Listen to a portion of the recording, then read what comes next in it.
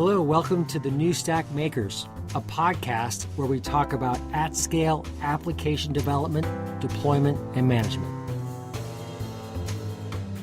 PagerDuty is our sponsor for this episode of the New Stack Makers, recorded live at the PagerDuty Summit in San Francisco, California.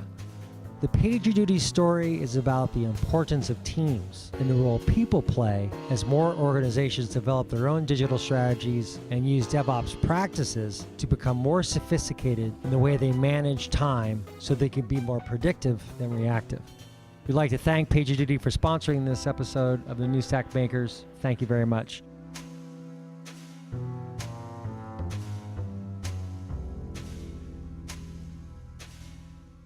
Hey, it's Alex Williams, founder and editor-in-chief of the New Stack, and I'm here at the PagerDuty Summit in San Francisco, California, and lucky to be joined today by two of the main people with SignalFx. We have the co-founder, Kartik Rao, and the CTO, Arjit Mukherjee. Thank you very much for joining us. Really appreciate it.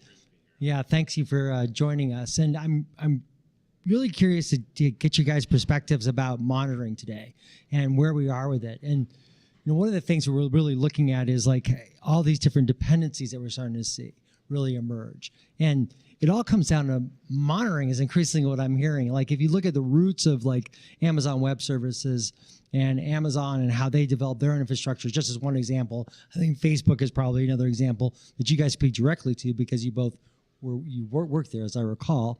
But now we're it's this kind of in this world where monitoring systems are becoming like really core to these infrastructures. And so maybe you could talk about that, about the evolution and what you're seeing in the evolution of monitoring environments.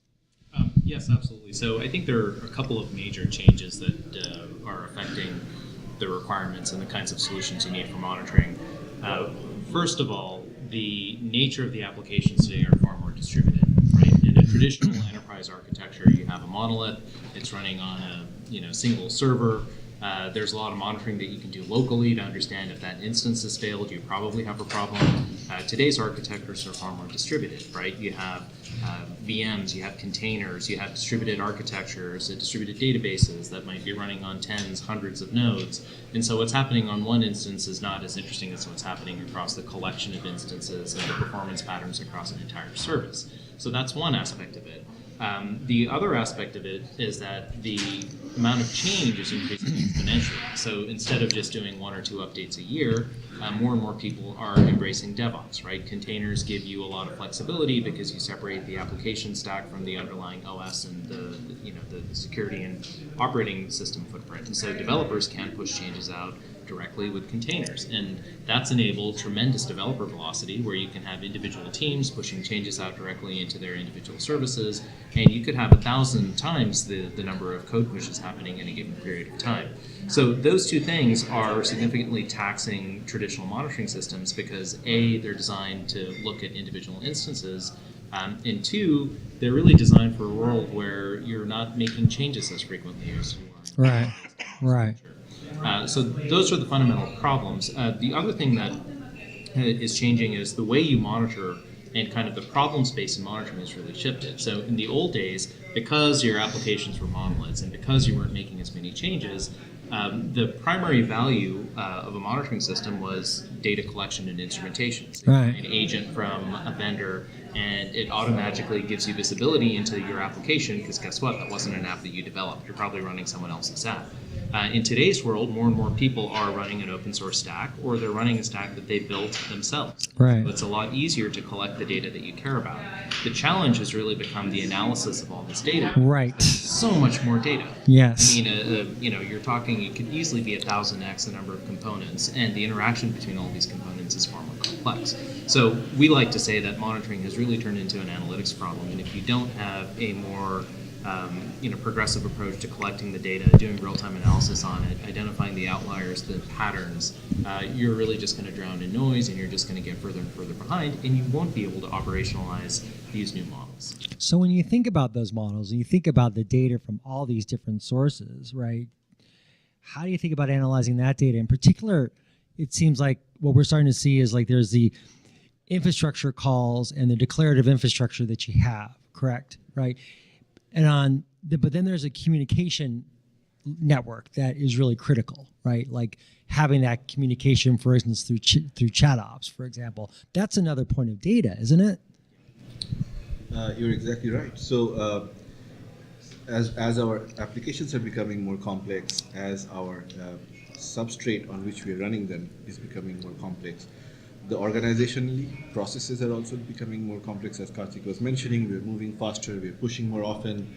And so one of the interesting things is there are many other sources of data, as you mentioned, like chat ops. That's actually a way to monitor what the humans are doing in an organization.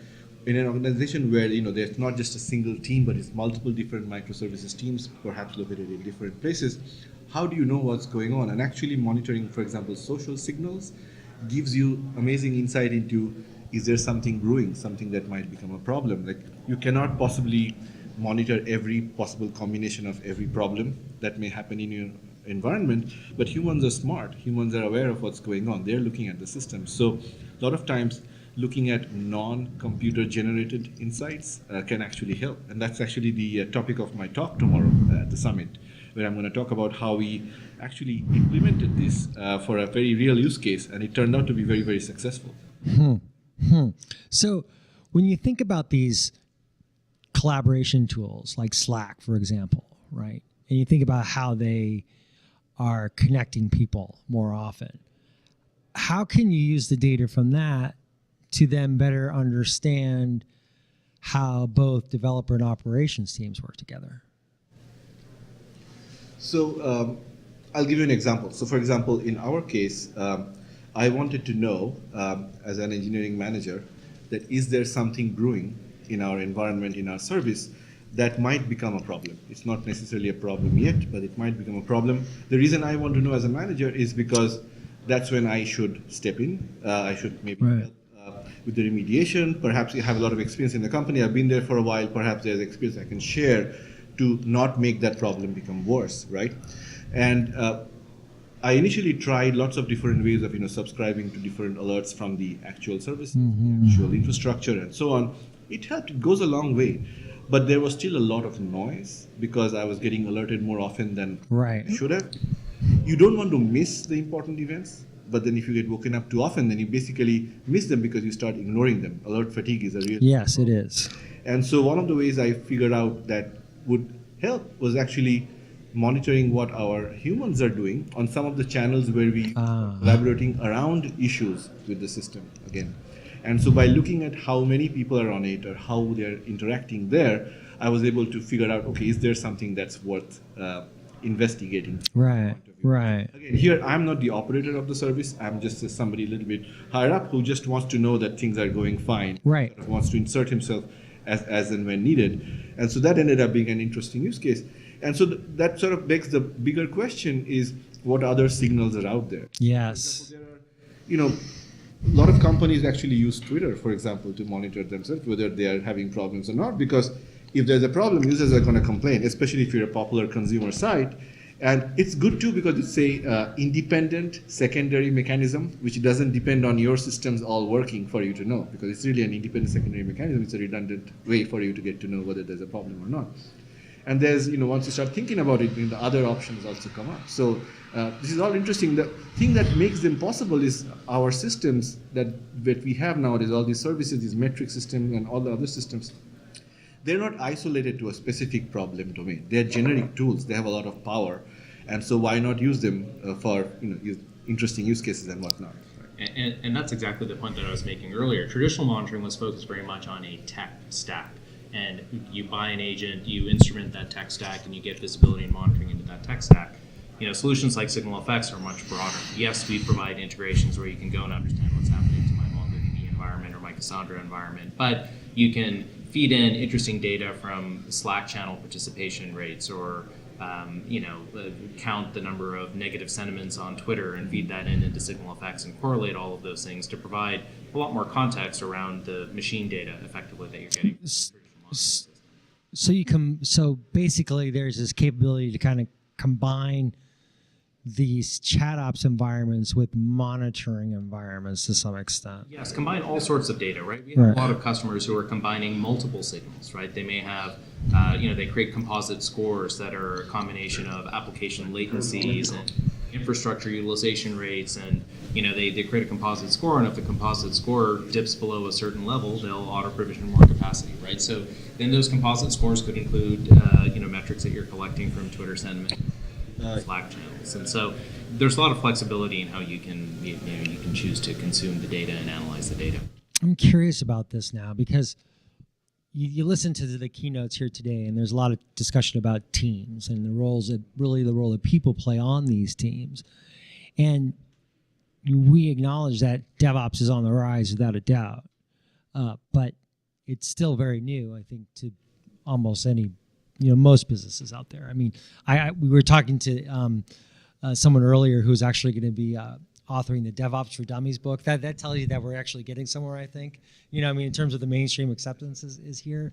But these are pretty complex concepts, to get your head around. And there's a lot of data science involved, right? Into like thinking on, if you're going to do this yourself, right? How you're going to think of organizing that data. How do you think about that kind of in terms of, as you're kind of, building out your own architectures, to think about, the level of the user themselves? Well, I think that's where using a solution like a SignalFx can help, because this is what we focus on 24/7, right? Is making it easier to consume this data, to make sense of this data, applying, the data. So we have a data science team that's leveraging a number of models that make it a lot easier for you to get started, right? You don't have to go and figure this out all by yourself, and you don't have to go try to build something on your own. There are solutions out there. SignalFx specifically can help with a lot of this. Do you use do you use Signal as a synonym for events then?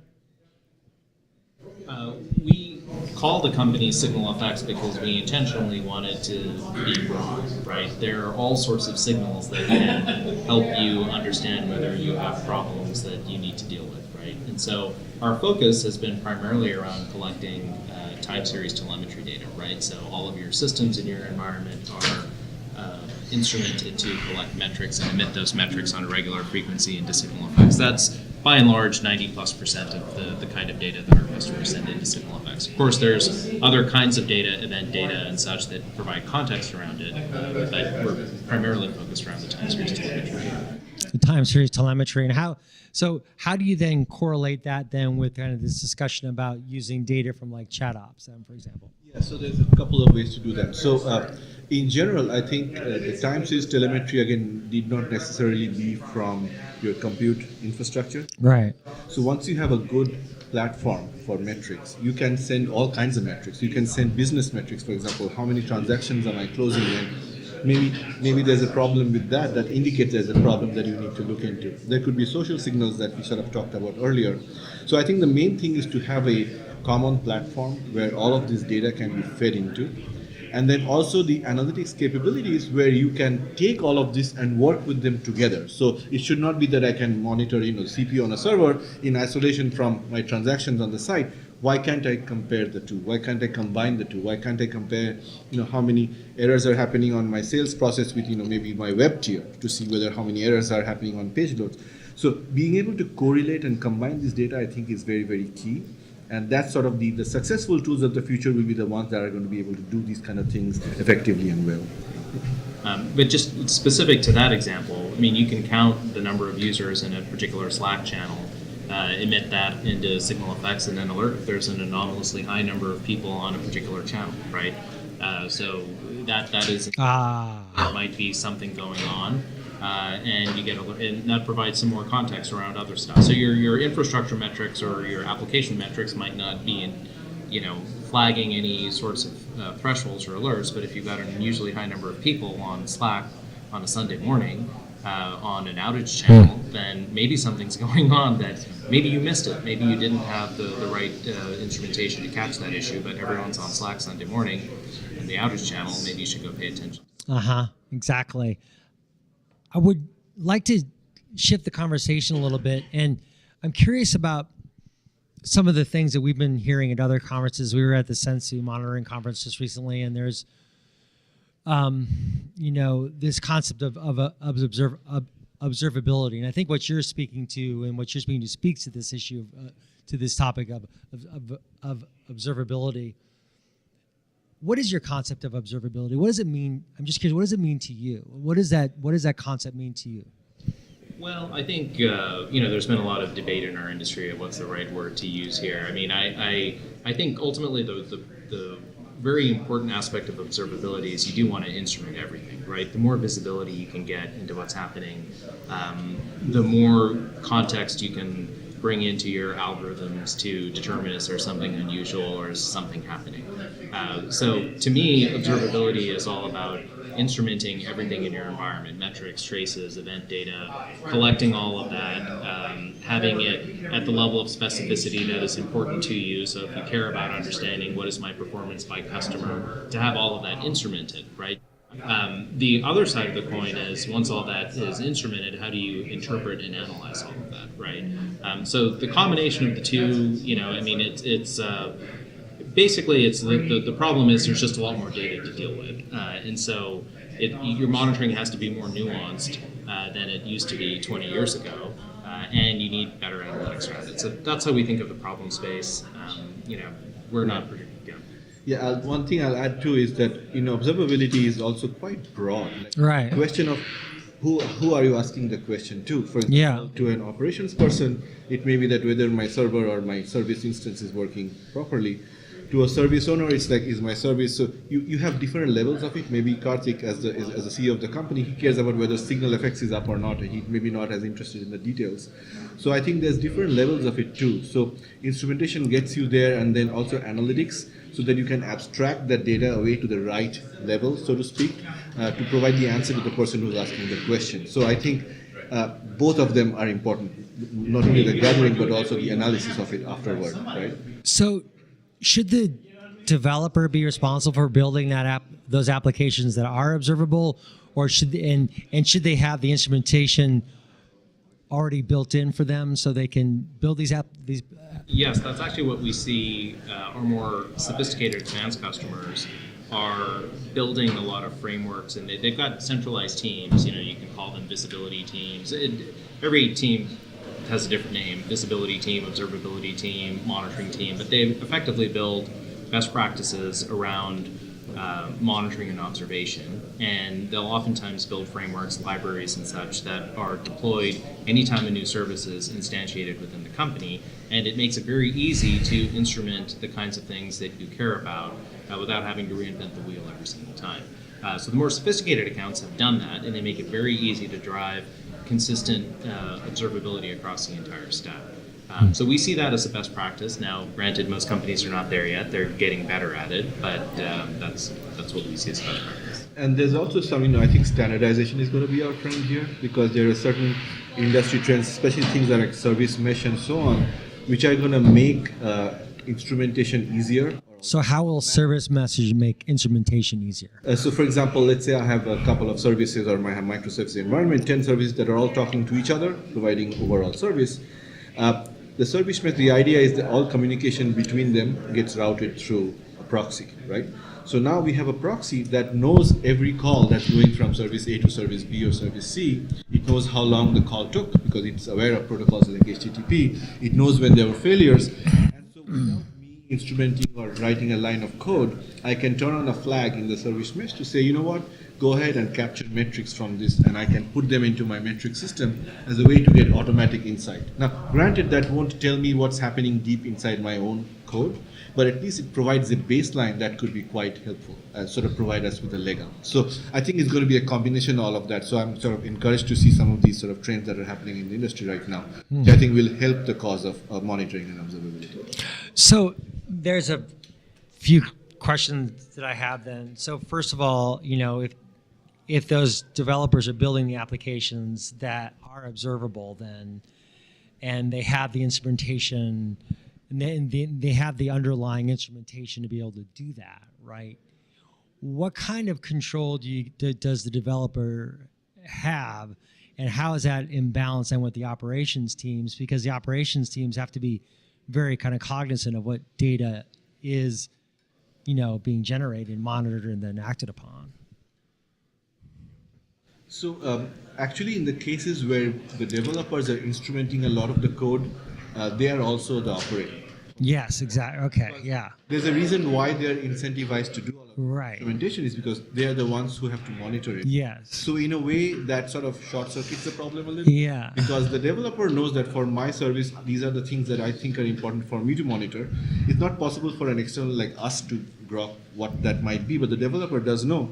So by providing them with a platform where they can instrument it and then set up the appropriate monitoring and alerting for it, then the developer gets what that they want, and then the same thing is replicated across the different teams and the different services. So is it then the hopeful intention then that will focus then the operator's role to some extent, the operations person's role to some extent, by being able to focus more on the physical layer, like that substrate that you speak of, right? That is exactly right, because I think these with all the containers and Kubernetes and all the different orchestration frameworks that are out there, the clouds that we are running them on, we also need to monitor them. And I think the operations team, a lot of times what we find in sort of more cloud native companies is the operations team a lot of times will be embedded with the service team, in the sense that they're almost part of them. They're helping design the service initially. They are helping with telling them like, this is how we must instrument it so that it's observable. And so they bring a lot of expertise in. So different models work. So in some of them, the operations team is embedded with the service team. In others, you could also have teams that are monitoring the core infrastructure separately from the application itself. So when you're thinking about feedback loops and between operations and developers teams, what are the types of, what are some of the, the foundations there that you have that are important? I'm thinking about those feedback loops between the developers and those operations teams who are working on that kind of that core infrastructure, and those developers who are responsible for the application development and deployment. Not necessarily the management, I think, but more the development and the deployment. A few, right? So for example, let's say you need to have a visibility across the top to bottom. So, I have an application which has an instance that's running as a process, as a container on a host, right? And so we need to understand what the correlation is between the physical and the app, so to speak. Because let's say when an operations person receives an alert from a specific hoster about something, they need to be able to figure out that, okay, this instance or this server being in trouble means I need to notify this application team. I need to know what application is running on it. So we need to sort of have the system, the monitoring system, be able to do correlate between top to bottom. I think that's one thing that's very important. Horizontally is another one that's kind of important. How are my services relating to each other, which goes back to our original topic, like the service meshes and whatnot.